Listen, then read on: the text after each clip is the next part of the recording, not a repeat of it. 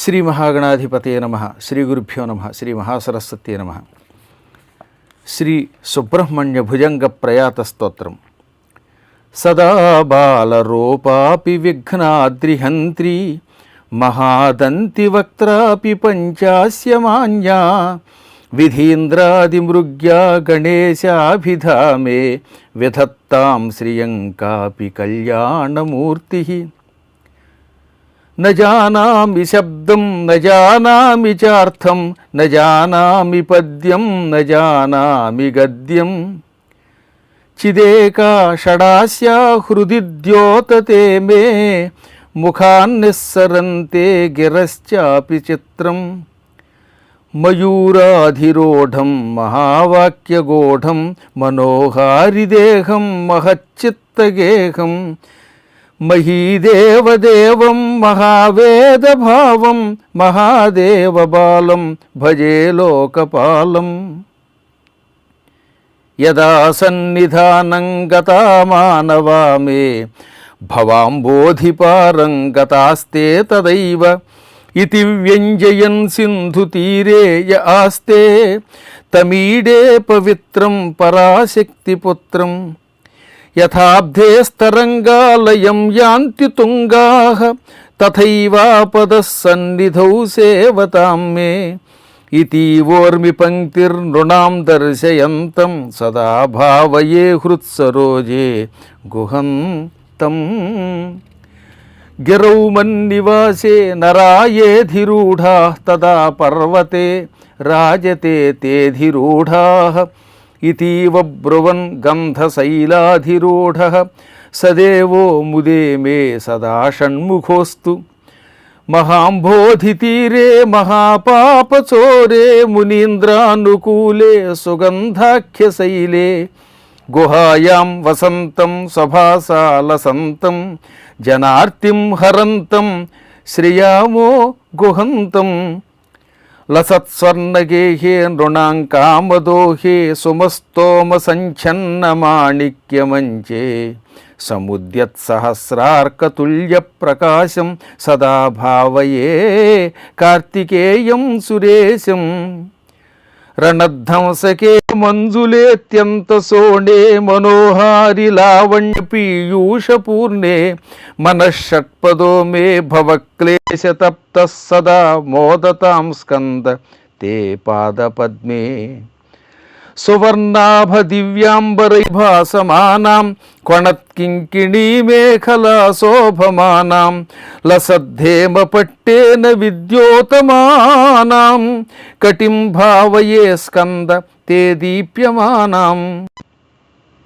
పుళిందేశకన్యా ఘనాభోగతుంగస్తనాలింగనాసక్త కాశ్మీరరాగం నమస్యామ్యహం తారకారే తవోరస్వభక్తావనే సర్వదా సానురాగం. విధౌ క్లుప్తదండాన్ స్వలీలాధృతాండాన్ నిరసేభసుండాన్ ద్విషత్కాలదండాన్ హతేంద్రారిషండాన్ జగత్రాణసౌండాన్ సదా తే ప్రచండాన్ శ్రేయే బాహుదండాన్. సదా శారదా షణ్మృగాంకా యది స్యుః సముద్యంత ఏవ స్థితాశ్చేత్ సమంతాత్. సదా పూర్ణబింబాః కలంకైశ్చ హీనాః త్వదా త్వన్ముఖానాం బ్రువే స్కందసామ్యం. స్ఫురన్ మందహాసైః సహంసా నిచంచ తటాక్షావళీ భృంగ సంఘోజ్వలాని సుధాస్యంది బింబాధరాణీశ సూనో తవాలోకయే షణ్ముఖాంభోరుహాణి. విశాలేషు కర్ణాంత దీర్ఘేష్వజస్రం దయాస్యందిషు ద్వాదశస్వీక్షణేషు మయి షట్కటాక్షః సకృత్పాతితశ్చేత్ భవేత్తే దయాశీలకానామహానిః. సుతాంగోద్భవో మేసి జీవేతి షడ్ధా జపన్మంత్రమీశో ముదా జఘ్నతే యాన్. జగద్భారభృద్భ్యో జగన్నాథ తేభ్యః కిరీటోజ్వలేభ్యో నమో మస్తకేభ్యః.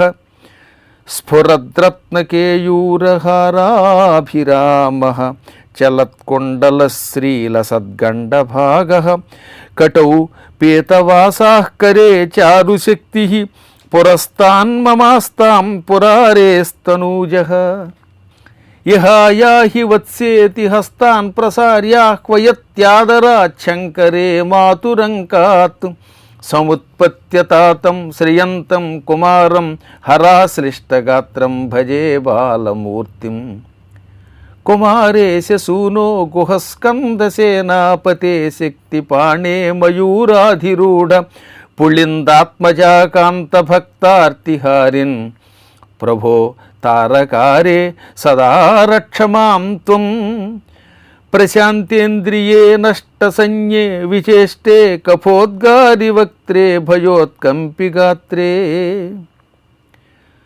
ప్రయాణోన్ముఖే మయ్యనాథే తదానీం ధృతం మే దయాళో భవాగ్రే గుహత్వం కృతాంతస్య దూతేషు చండేషు కోపాద్దహచ్ఛింది భిందీతి మాంతర్జయత్సు మయూరం సమారుహ్య మాభైరితి త్వం పురశక్తిపాణిర్మమాయాహి శీఘ్రం ప్రణమ్యాసకృత్పాదయోస్తే పతిత్వా ప్రసాద్య ప్రభో ప్రార్థయేనేకవారం న వక్తుం క్షమోహం తదానీం కృపాబ్ధే న కార్యాంతకాలే మనాగప్యుపేక్ష సహస్రాండభోక్తా త్వయా సూరనామాహతస్తారకసింహవక్త్రశ్చ దైత్యః మమాంతర్హృదిస్థం మనఃక్లేశమేకం నహంసి ప్రభో కిం కరోమి క్వయామి అహం సర్వదా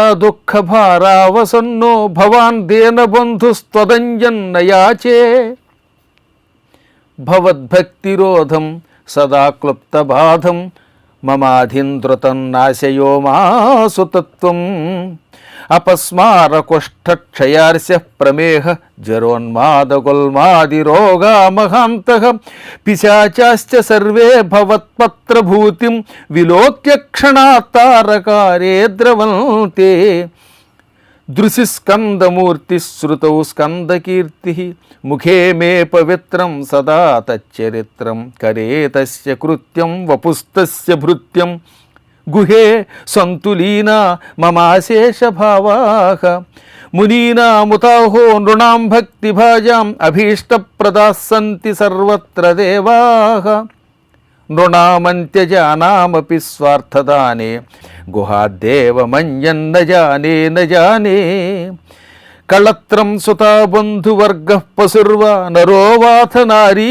గృహే ఏ మదీయాః యజంతో నమంతస్తువంతో భవంతం స్మరంతశ్చ తే సంతు సర్వే కుమారా మృగాః పక్షిణో దంశకా ఏ చ దుష్టాః తథా వ్యాధయో బాధకా ఏ మదంగే భవచ్చక్రితేక్ష్మాగ్రభిన్నాः సుదూరే వినశ్యంతు తే చూర్ణిత క్రౌంచశైల జనిత్రీపితా చ స్వపుత్రాపరాధం సహేతేన కిం దేవసేనాధినాథ అహంచాతి బాలో భవాన్ లోకతాతః క్షమస్వాపరాధం సమస్తం మహేశ నమః కేకినే శక్తయే చ పితుభ్యం నమశ్చాగతుభ్యం నమః కుక్కుటాయ నమః సింధవే సింధుదేశాయ తుభ్యం పునఃస్కందమూర్తే నమస్తే నమోస్తు జయానందభూమం జయాపారధామం జయామోఘకీర్తే జయానందమూర్తే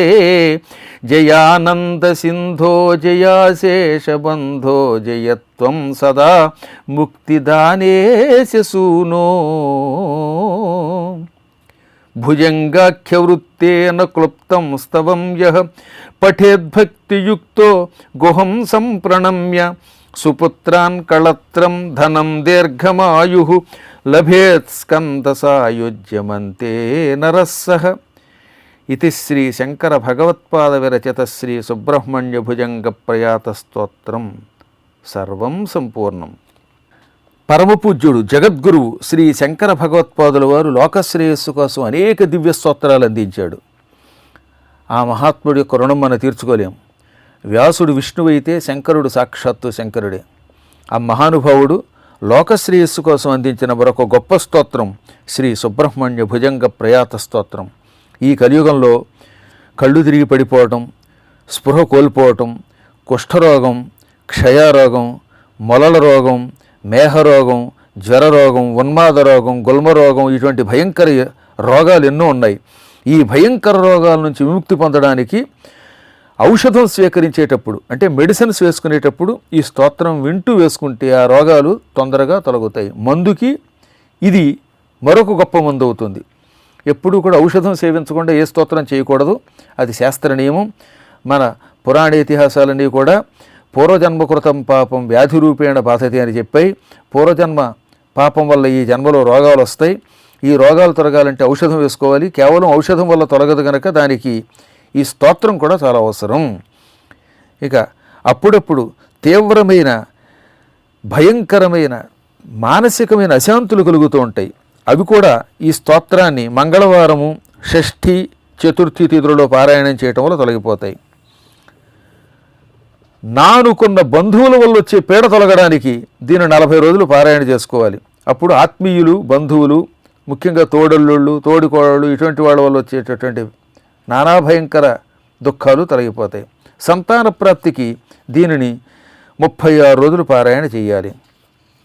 దీర్ఘ వ్యాధుల నుంచి విముక్తి పొందడానికి శనివారం చొప్పున 12 శనివారాలు పారాయణ చేయాలి. కొంతమందికి అనుక్షణము ఏదో తెలియని ఒక మానసిక రోగం పట్టుకుంటుంది. దానికి కారణం తెలియదు, అసలు తనకి దుఃఖం ఎందుకు వస్తుందో తెలియదు. అటువంటి వాళ్ళు శుక్రవారం నాడు దీన్ని పారాయణ చేస్తే అశాంతి తొలగి ప్రశాంతత లభిస్తుంది. ఇలా ఒకటి కాదు, అనేకములైన సత్ఫలితాలు ఇచ్చేటటువంటిది ఈ అద్భుతమైనటువంటి స్తోత్రం. దీంట్లోనే ఏమని చెప్పారు, మానవులకి పోయే కాలం వచ్చినప్పుడు కఫము మొదలైనవి పట్టుకుని పీడిస్తూ ఉంటాయి. అప్పుడు అంత తేలిగ్గా శరీరం పోదు, మంచం మీద పడి తీవ్రమైన రోగాలతో తీసుకుని చచ్చిపోతూ ఉంటారు.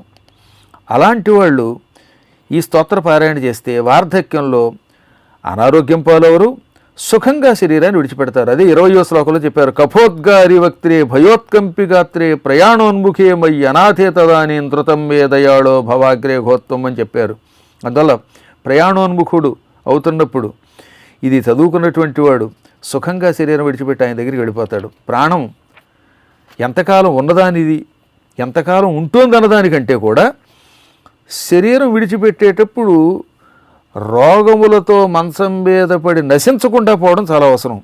దాన్ని సుఖమరణం, అనాయాస మరణం అంటారు. దానిని కూడా ప్రసాదిస్తుంది, జయాన్ని ప్రసాదిస్తుంది, ఆనందం ఇస్తుంది, కీర్తినిస్తుంది. అందరూ ఈ స్తోత్రాలను నిరంతరం కానీ అవకాశం ఉన్నప్పుడు కానీ పారాయణ చేసుకుని ఫలితం పొంది తరించెదరుగాక.